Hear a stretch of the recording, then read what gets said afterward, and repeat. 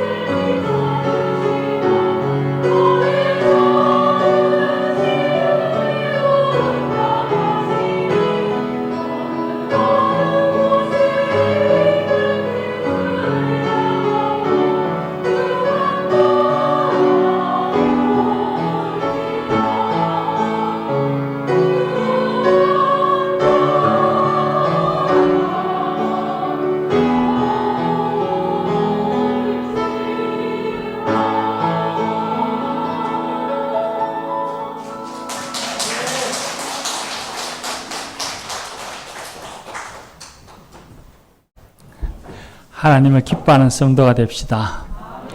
귀한 찬양 감사합니다. 할렐루야. 근래에 설교를 하면서 설교의 주제를 건강한 교회는 과연 어떤 교회인가 하는 것을 묵상하면서 말씀을 전하고 또 은혜를 함께 나누어 왔습니다. 교회에는 헌신과 열정이 있어야 하니 고난으로 세워진 교회여야 합니다. 또 교회는 믿음이 굳게 서 있어야 합니다. 또 교회는 소망을 갖는 교회가 되어야 합니다. 그리고 교회는 성도들 간에 사랑이 충만한 교회여야 합니다. 또 교회는 말씀과 기도가 살아있는 교회가 되어야 하고 은혜의 찬양이 풍성한 교회가 되어야 하고 세상을 이롭게 하는 교회가 되어야 합니다. 근래에 이런 말씀들로 함께 여러분과 은혜를 나누어 왔습니다. 오늘 또 건강한 교회는 어떤 교회인가 하는 주제를 가지고 함께 말씀을, 은혜를 나누고자 합니다. 오늘 우리가 읽은 말씀에 보면 19절 20절에 큰 대제사장이신 예수 그리스도가 계셔서 우리에게 새로운 살 길이 열렸다. 그렇게 말씀하십니다. 그리고 그렇게 새로운 살 길에 들어선 사람, 예수 그리스도를 믿는 믿음의 신앙인들은 어떻게 해야 할 것인가를 가르쳐 주실 때에 25절 말씀에 보면 모이기를 피하는 사람들의 습관과 같이 하지 말고 오직 권하여 그날이 가까움을 볼수록 더욱 그리하자. 그렇게 말씀하셨습니다. 오직 권하여라고 했으니까 서로 권하여서 하는 말씀입니다. 그리고 더욱이라고 하셨으니 지금도 잘하고 있지만 지금보다 더 열심히 서로 권하여서 모이기를 힘써 하자. 그렇게 말씀하십니다. 그리고 모여서 하는 일이 무엇인가, 무엇을 해야 할 것인가 라고 말씀하시면서 22절에 참 마음과 믿음으로 하나님께 나아가 예배하자 말씀합니다. 그리고 23절, 24절에는 주님이 주신 소망을 갖고서 서로 돌아보아 사랑과 선행을 격려하는 성도의 교제를 나누기 위하여 모이기를 힘쓰자라고 말씀하십니다. 예배드리기 위해서 모이기를 힘쓰고 성도의 교제를 나누기 위해서 모이기를 힘써야 한다 하시는 말씀입니다. 아주 오래전 어릴 적에 코바디스라고 하는 영화를 본 적이 있습니다. 아마 여러분도 그 영화를 다 아실 거라고 생각합니다. 지금 제가 기억하는 건 스토리 전체가 잘 기억이 나지는 않습니다. 다만 베드로가 그 로마의 박해를 피해서 로마시를 벗어 도망갈 때에 그 앞에 계시는 예수님, 로마시로 들어가는 예수님을 보고서 코바디스, 주님 어디로 가시나이까 하고는 로마로 들어가는 예수님을 따라서 베드로가 도망가던 길을 돌아서서 베드로 로마에 들어가서 붙잡혀 거꾸로 십자가에 거꾸로 매달려 화형당하는 그 장면이 아직은 생각이 나는데 그런 영화입니다. 그런데 그 영화의 줄거리나 스토리가 다 기억나지도 않고 주연의 배우가 누군지도 아직은 지금은 생각나지도 않는데 근데 거기에 영화 가운데 잊혀지지 않는 장면이 있습니다. 한밤중에 그리스도인입니다. 노예였는 걸로 기억을 하는데 그 주인공이 한밤중에 아주 몰래 사람들 눈을 피해서 동굴에 가서 거기에 모인 그리스도인들과 함께 예배를 드리면서 베드로 사도가 전해주는 예수님의 이야기를 기뻐 듣는 겁니다. 사람들의 눈에 띄면 고발당하고 붙잡혀서 죽을 수 있으니까 한밤중에 사람들 눈을 피해서 몰래 동굴에 들어가서 교인들이 모여서 예배를 드리고 사도가 전하는 말씀을 듣는 겁니다. 어릴 적 마음에 저렇게 위험한 일을 왜 할까 하는 생각을 했습니다. 모이지 않으면 잡힐 일도 없고 죽을 일도 없을 텐데 로마 군인들이 지키고 있는데 왜 바보같이 동굴에 가나 그런 생각을 한 적이 있습니다. 그런데 나중에 커서 성경을 읽어보니 그리스도인들은 모이는 것을 굉장히 중요하게 여겼다는 것을 알았습니다. 사도행전 20장에 보면 바울 사도가 헬라 지역에 전도하고서는 빌립보에서 배를 타고 드로아에 도착합니다. 지금의 터키 지방이죠. 드로아 항구에 도착해서 그 주에서 일해 동안을 머무르는데 그 주간 첫날에 떡을 떼며 교인들이 모였다 했습니다. 지금으로 보면 주일날 성찬을 하며 예배드리기 위해서 교인들이 모인 겁니다. 그 모임에 이 바울 사도가 설교를 하는데 지금처럼 1시간 하고 예배를 마치는 것이 아니고 밤중까지 계속해서 말씀을 전하고 예배를 드리는데 성찬을 하고 예배를 드리고 말씀을 전하는 일이 한밤중까지 이어지는데 그 가운데 유두고라고 하는 청년이 창문에 걸터 앉아서 바울 사도가 전하는 말씀을 듣다가 깜빡 졸면서 3층 높이에서 뚝 떨어져서 죽었습니다. 그런데 그 죽은 유두고를 바울 사도가 살려냈습니다. 그쯤 되면 이런 큰 사고가 났으면 자, 우리 여기서 이제 모임을 마칩시다 하고 자, 각자 집에 돌아가세요. 이래야 될 것 같은데 교인들이 집에 돌아가지 아니하고 그 예배의 모임을 계속 이어갑니다. 바울 사도는 밤이 새도록, 날이 새도록 말씀을 전하고 돌아갔고 그만한 사고를 당했는데도 그 모임을 파하지 않고 사람들이 끝까지 그 자리를 지켰다고 성경은 말씀합니다.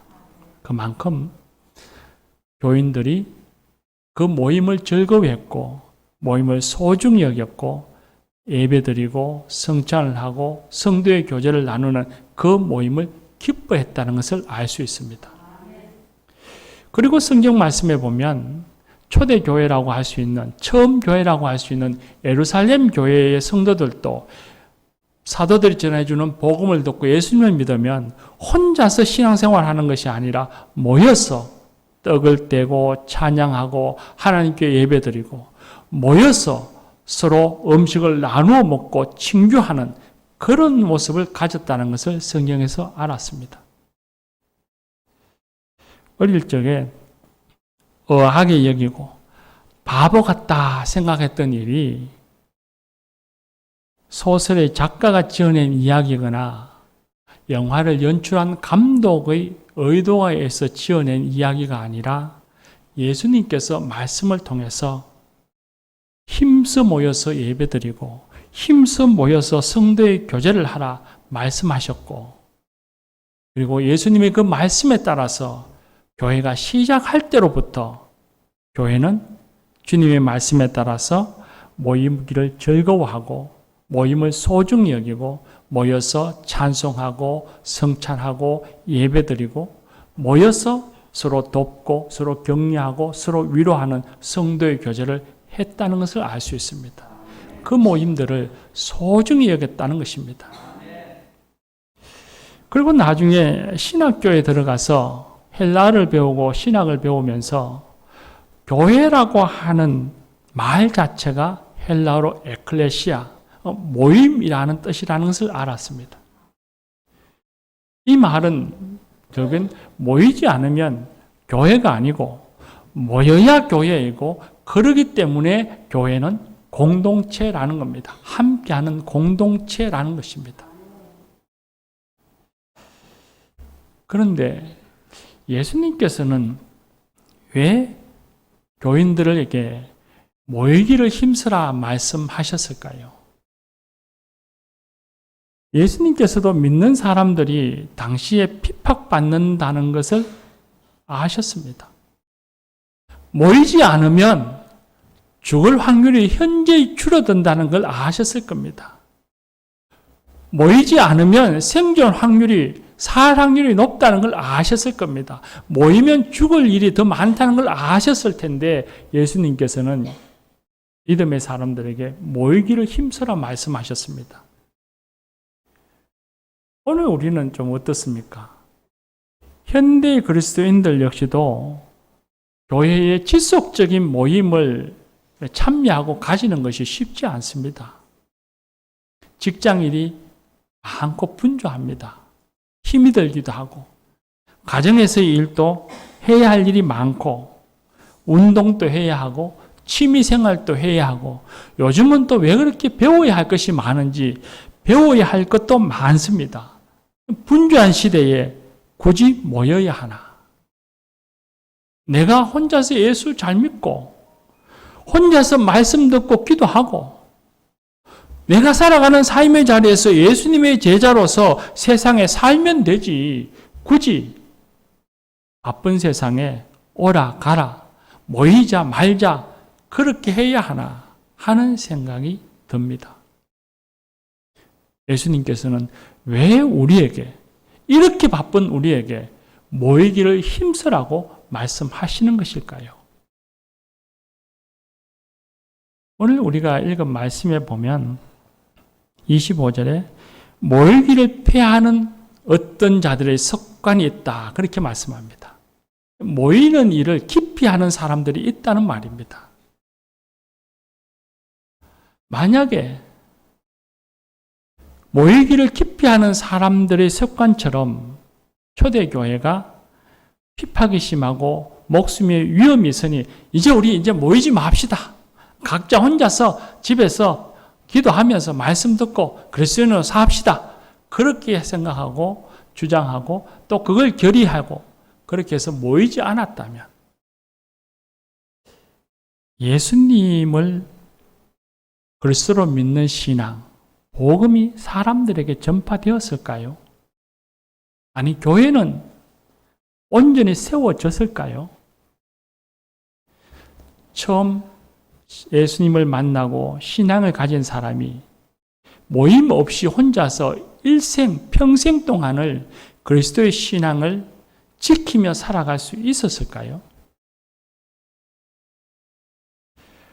로르니 스타크가 하는 사람이 쓴 기독교의 발흥이라고 하는 책에 보면 로마 제국의 변방이라고 할 수 있는 유대 땅에서 일어난 기독교가 그 큰 로마 제국을 다 변화시키는 그 시대의 주류가 될 수 있었던 이유가 무엇인가를 연구를 하면서 그 중에 하나가 무엇인가 하면 조직, 모임이라고 했습니다. 초대 그리스도인들은 핍박 속에서도 모이기를 힘쓰했습니다. 물론 당시의 모임이 지금과 같이 대규모 모임이 아닙니다. 수백 명이 모이는 사람들이 아니라 보통 가정에서 20명 정도가 모이는 소규모의 모임이었습니다.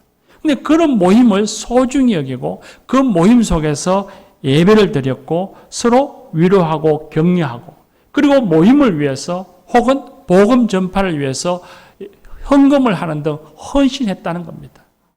그런 모임을 통해서 그 모임이 활성화되어지면서 교회가 부흥해졌다고 말합니다.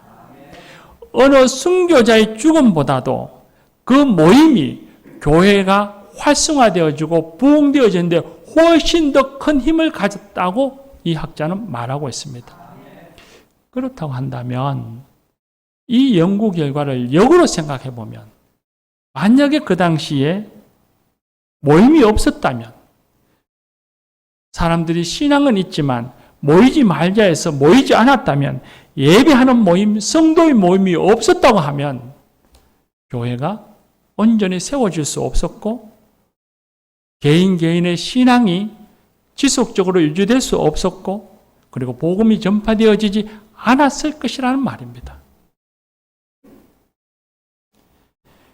예수님을 믿는 기독교 신앙이 모임이 없었다면 그 핍박 속에서 세월이 흘러가면서 어느 순간 이름도 없이 사그라들었고 지금 우리에게까지 복음이 전파되지 않았을지도 모릅니다. 하나님의 신비로운 비밀을, 이 복음을 우리가 접하지 못했을지도 모릅니다. 물론 성령님의 역사로 인해서 우리가 알 수 없는 하나님의 또 다른 방법으로 복음은 전파되었었겠지요. 그러나 우리 인간적인 관점에서 보면 그랬을 거라는 것입니다. 그렇다면 오늘 나는 어떨까요? 모이는 일을 등한시한다면, 우리가 모임을 포기해버린다면 우리의 신앙은 지속될 수 있을까요? 요 근래에 한국교회에 우리 아주 새로운 이름을 가진 성도들의 부류가 생겼습니다. 그들을 가나안 성도라고 칭합니다. 가나안 성도라고 하는 이들은 예배에 참석도 하지 아니하고 자신 스스로는 그리스도인이라, 나는 예수를 믿습니다 라고 말을 하면서도 교회라고 하는 모임, 교회라고 하는 조직이 싫어서 아예 예배 자체에 참여하지 않는 사람들을 가리킵니다.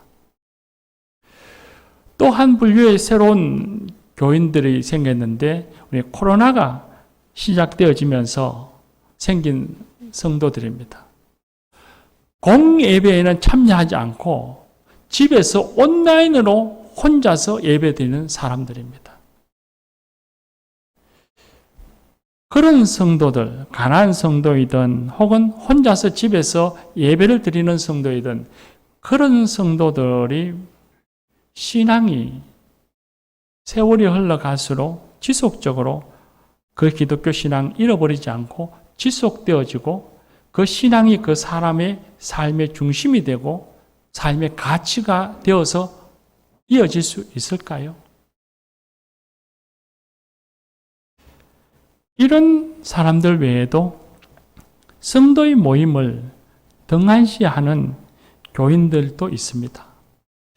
요즘 우리 사회를 학자들이 말하기를 종교회주의에 있다 혹은 비종교화 시대에 우리는 들어왔다라고 말합니다. 아니, 이전부터 있었지만 코로나가 되면서 그 현상이 더 분명해지고 두드러졌다고 말하는데, 그 증거 중에 하나가 한국 사람들 중에서 종교를 가졌다고 하는 사람들의 숫자가 현저히 줄어들었습니다. 교회, 기독교인이든 불교인이든 천주교인이든 어느 교회이든 내가 종교를 가졌습니다 라고 하는 사람의 숫자가 현저히 줄어들었다는 겁니다. 사람들이 다 현실적으로 영적인 것보다는 돈과 권력에 관심이 많고, 살아가는 삶에 자기의 삶의 가치의 기준이 되는 것이 하나님이보다는 과학과 지성이 훨씬 더 힘이 있다고 여기면서 살아간다는 겁니다. 근데 이런 생활의 패턴이 교회에도 스며들고 그리스도인들에게도 스며들어 와서 우리를 지배합니다. 하나님을 섬긴다고 하고 예수를 믿는다고 하면서도 예배드리는 것, 말씀과 기도를 생활하는 영적인 활동하는 것, 성도들의 모임을 가지는 것, 그런 것들이 삶의 우선순위가 아니라 삶에서 저 뒤에 후순위에 두고서 돈을 버는 일, 권력을 가지기 위해서 인맥을 쌓는 일, 취미생활하는 일, 그런 것에 더 열심을 내고 그걸 우선순위에 두고 살아간다는 겁니다. 코로나가 오면서 이런 경향이 더 훨씬 두드러지고 더 팽창되었습니다. 코로나가 왔어도 친구들과 밥 먹고 회사가 출근해서 일하고 거의 모든 일을 정상적으로 하면서 코로나를 핑계로 교회 예배에는 참석하지 않습니다. 성도들의 모임에 참석하지 않습니다. 그 이유가 무엇일까요? 삶의 우선순위가 저 뒤에 있다는 것이지 다른 이유가 있는 것이 아닙니다. 과연 이런 성도들의 신앙이 계속해서 어떤 경우에도 흔들리지 않고 지속되어져 가고 그리고 성장해지고 성숙되어질 수 있을까요? 제 경험으로 보면 불가능합니다. 처음엔 혼자서 말씀도 읽고 기도도 할 줄 모르지만 분주하고 삶에 지치기 시작하면 말씀과는 멀어져 가고 기도도 게을리해져 가고 그리고 삶 속에서 성서의 정신, 예수님의 말씀 가르침이라고 하는 것은 훨씬 더 뒷전이 되어지고 까맣게 잊고 살아가게 될 것입니다. 그건 서구 교회의 사람들만 봐도 알 수 있습니다. 서구의 많은 사람들이 자기를 소개할 때에 종교가 무엇이냐 물으면 기독교인이라고 합니다. 아직도 서구에는 거의 90% 가까운 80% 이상이 다들 그렇게 말합니다. 근데 그 사람들이 예배 참여하는가 하면 하지 않습니다. 교인들이 모임에 참여하는가 하면 참여하지 않습니다. 성탄절, 추수감사절 같은 그 연휴를 즐길 뿐입니다. 그러면 그들이 예배에 참석하지 않으면서 그러면 세상 살아갈 때에는 삶 속에서 기독교적인 가치관, 성서의 정신을 갖고 살아가는가 하면 그렇지도 않다는 겁니다. 서구 사회의 타락한 모습을 보면 우리는 알 수 있죠. 그러니 그들에게 기독교인이라고 하는 것은 그저 오랜 관습에 의해서 나오는 그저 하나의 말일 뿐이지, 기독교의 신앙이 자신의 삶에 의미가 있거나 자신의 삶을 주관하거나 자신이 그걸로 인해서 무엇인가를 선택하며 살아가지 않는다는 겁니다. 그들은 철저히 세상적이고 세상의 관점에서 살아갑니다. 기독교는 일종의 문화로서 내가 즐기고 좋아할 만하면 찾는 것이지 그 이상도 그 이하도 의미를 두지 않습니다. 우리도 성도의 모임을 등한시하면 언젠가는 서구의 그리스도인들 같은 신앙의 모습을 가지게 될지도 모릅니다. 이름만 그리스도인, 자기 소개를 할 때 내가 그리스도인입니다 라고 하지, 정말 참된 그리스도인으로서 자기를 부인하고 자기 십자가를 주고 나를 따라오라고 하시는 예수님의 말씀에 순종하며 살아가는 참된 그리스도인의 모습은 다 잃어버린 그런 사람들이 될 것입니다. 하나님이 근심하게 될 것입니다. 그래서 주님이 말씀하십니다. 모이기를 힘쓰하라 말씀하십니다. 어느 날 우리 집 사람이 텔레비전에서 무슨 프로그램을 봤는지 서재에서 책을 읽고 있는 저에게 달려와서 하는 말이 유대인들에 대해서 비난했습니다. 유대인들이 안식일에 일을 하지 말아야 한다는 원칙을 지키기 위해서 여름에 에어컨을 켰다 껐다 하는 것도 이게 일이어서 안식일이 되면 자동적으로 켜지고 그리고 자동적으로 타이머에 맞추어서 꺼지도록 해놓고 산다는 겁니다. 그것만 하면 이해할 수 있는데 거리에 가로등에 고장이 나면 자기들이 그 곤치면 일이기 때문에 하지 못해서 길거리에 서서 기다리다가 달리기 하는 기독교인들을 붙잡고 와서 평소에는 아는 척도 하지 아니하고 무시하던 그런 사람이 기독교인을 데려와서는 부탁해서 그 가로등을 곤친다는 겁니다. 그러면서 그 과도한 그들의 형식주의를 비난했습니다. 그렇죠. 성경에 보면 예수님께서도 유대인들의 과도한 형식주의를 비판하셨습니다. 그러나 교우 여러분, 유대교인들이 그런 과도한 형식주의, 우리가 과다하는 형식, 만약에 그들에게 그것이 없었다면 유대인들의 문화와 정신이 오늘날까지 이어질 수 있었을까요?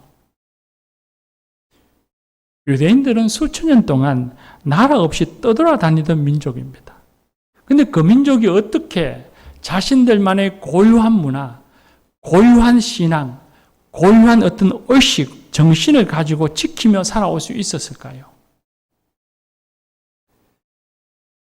지금 또 장막절이 되면 성경 말씀이면 하나님이 장막절을 지키라고 말씀하시죠.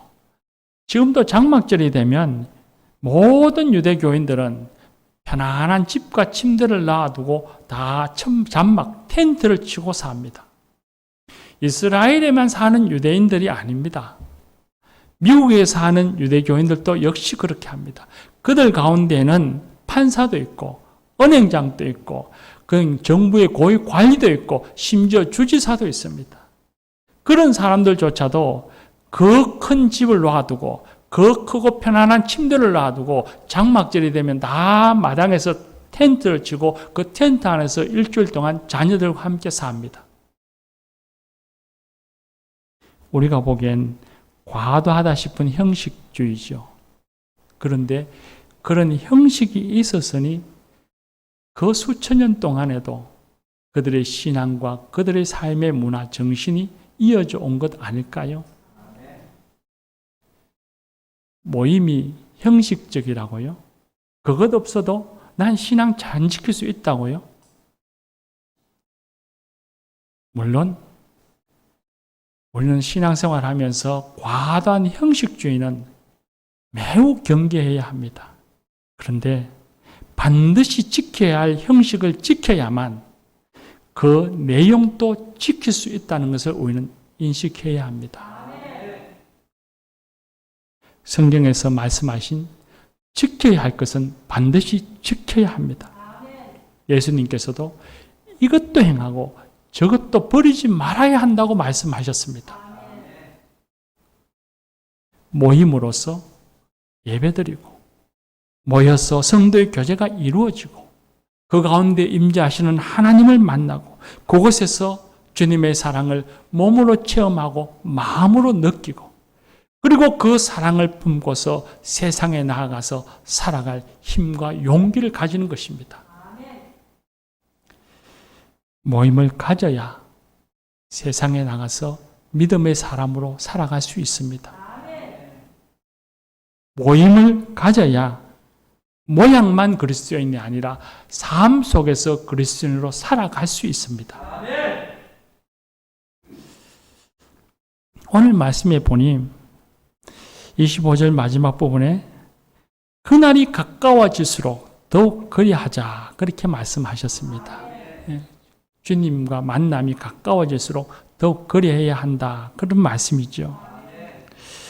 모임에 참여해도 특별한 일이 일어나는 것도 아니고 오히려 사람들 사이에서 간혹 마음 상할 때도 있으니 그보다는 텔레비전을 틀으면 더 재밌는 얘기가 있고 교인들보다도 더 친한 친구들도 있고 운동 클럽에 가고 취미생활하면 훨씬 더 마음 맞는 친구들도 있고 또 야외에 가면 멋진 경치도 볼 수 있고 주일에 늦잠은 또 평일날보다 훨씬 더 달콤하기도 하고 교회 모임에 오면 헌금 내야 한다, 회비 내야 한다, 또 혹은 기도를 부탁하거나 봉사하라는 부탁도 받기도 하는데 교회 오지 않으면 그런 것도 부탁도 받지 않아도 되고 야외에 나가서 바베큐 파티를 하면서 보고 싶은 친구들, 좋아하는 친구들과 가족들과 함께 지내는 것이 훨씬 더 즐거운 것일지도 모릅니다. 그런데 여러분 꼭 기억해야 할 것이 있습니다. 이런 비종교화 시대에 신학적으로 신의 세속화 시대라고 말하는데 이런 시대에 어떻게 하나님을 만나고 어떻게 복음을 전할 것인가를 깊이 고민했던 보네프라고 하는 신학자는 이런 얘기를 합니다. 우리를 위하신 부활의 예수님이 말씀에, 즉 설교하는 말씀에 그리고 이 교회 공동체에 그리고 우리가 하는 성례전, 세례와 성찬에 임재하신다, 현존하신다 했습니다. 세상의 즐거움이 훨씬 더 좋을 것 같지만 우리는 눈에 보이지 아니하는 것, 그것이 눈에 보이는 것이 전부가 아니라는 것을 알아야 합니다. 우리가 꼭 기억해야 할 것이 있습니다. 멋진 경치를 보고 파티를 즐기는 것, 누군가가 그런 시간에 그렇게 할 때에 누군가의 성도 가운데 어떤 일부는 모여서 찬송하고 예배드리고 서로 돕고 하는 그 모임에 참여한 사람들은 그곳에 임재하시는 예수님을 만납니다. 그리고 영원히 하나님을 찬양하는 천사들의 기쁨과 천사들의 찬양에 참여하는 것입니다. 주님께서 오늘 말씀에 그날이 가까울수록 더욱 그리하자 하셨죠. 겉으로 보이는 것이 전부가 아닙니다. 지금 즐거워 보이는 내적 활동이 나중에는 소모적인 것이 되고 내게 아무런 무의미한 것이 될 수 있습니다. 그러나 지금 노동처럼 여겨지는 모임이 결국에는 내게 영원한 안식을 주고 안전한 처소를 주고 평강으로 인도해 줄 것입니다. 사랑하는 교우 여러분, 오늘도 예배 마치면 전도의 모임이 있죠.